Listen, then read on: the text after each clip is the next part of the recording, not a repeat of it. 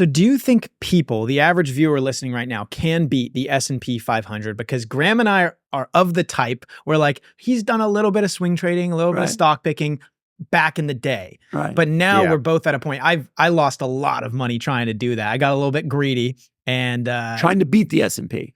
Well, I got into options trading and I was selling options. It was doing really well. And I'm like, you know what? Well, maybe I should try buying options because I made money selling them. Right. That's when I lost everything. But we're of firm believers that the only thing, not financial advice, that we would ever feel comfortable like openly talking about our own investing would be like S&P 500. Index funds.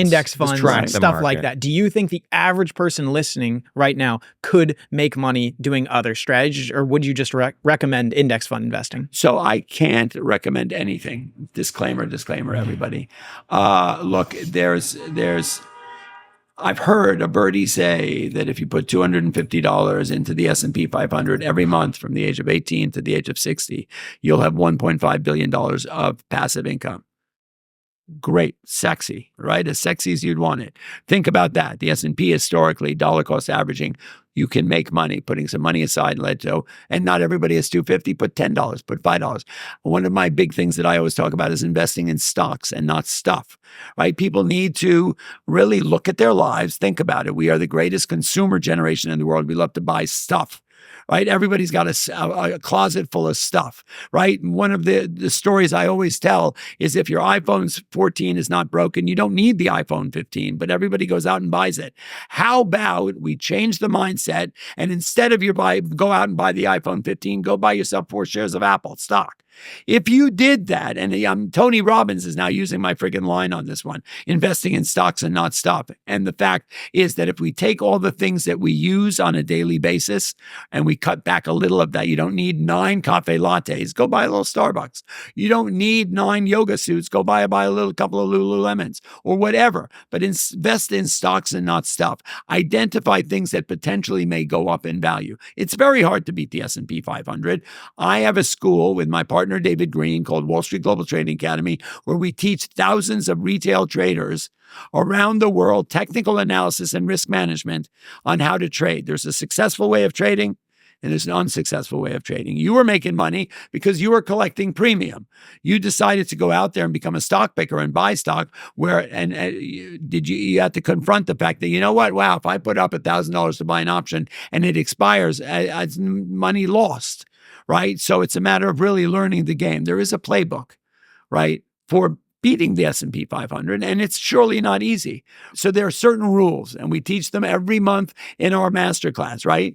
Have a plan when you get into a trade. Why am I buying it? Right? Because the charts tell me to, okay? Have a stop order on every trade. Have a plan when you get into a trade. Take a profit when you can, not when you have to, okay? Never turn a winning day into a losing day. That means that if you're up $1,000, you reached your goal. Have a goal of how much you want to make in a day. If you reach your goal, turn the machine off. It's the best you're going to get.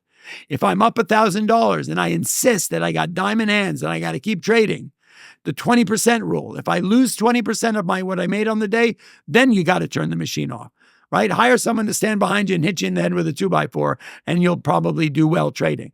If I'm having a bad day trading, and I have 3 losing trades of $50, I turn the machine off. I'm having a bad day. I'll come back from a bad day. No revenge trading. So there are rules that make you a successful trader that may make you able to beat the S&P. But how many people have the emotional maturity to follow that? Like, I feel like all of these things. Very few. Yeah. It's the psychology of trading is the hardest part of this game. I can teach you. David Green, my partner, who is a master technician. He was a market maker on the floor. He left the floor. He thought he knew everything. He lost $300,000 in the first 3 months.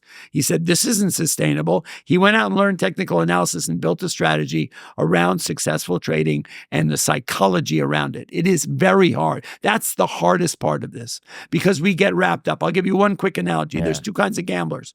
2 people go to Vegas. There's one guy who's got $1,000. He's going to play $1,000. If he makes it, he has a goal. If I make $1,000, I'm going to step away from the table, go see Celine Dion, and go to dinner at Ruth Chris with the family. Great scenario, great plan. Or the other guy who goes in with $1,000 and has no plan. He's up 1,000. He's got diamond hands. He's great. He goes all in. He doubles up. He's up $3,000, up $4,000. Suddenly he's overdone it. He starts losing. He's to lose down 1,000, down 2,000. He goes to the ATM 4 times, and by the end of the night, he's sitting out on the curbs, smoking Lucky Strikes, drinking Hennessy. Right? There's 2 different people, the way they trade and the way they gamble.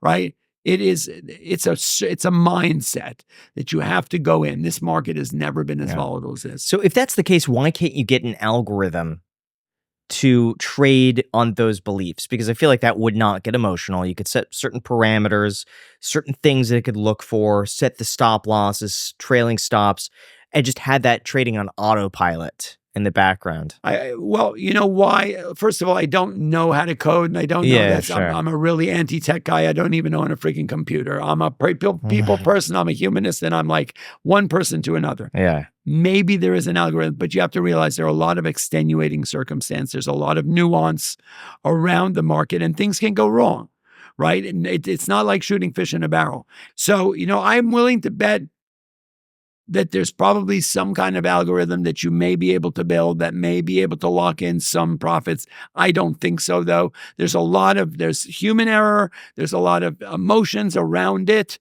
It's not easy. That's why 80% of people who try day trading fail, right? That's why in our class, in our school, in our academy, the main thing we teach is the psychology of trading.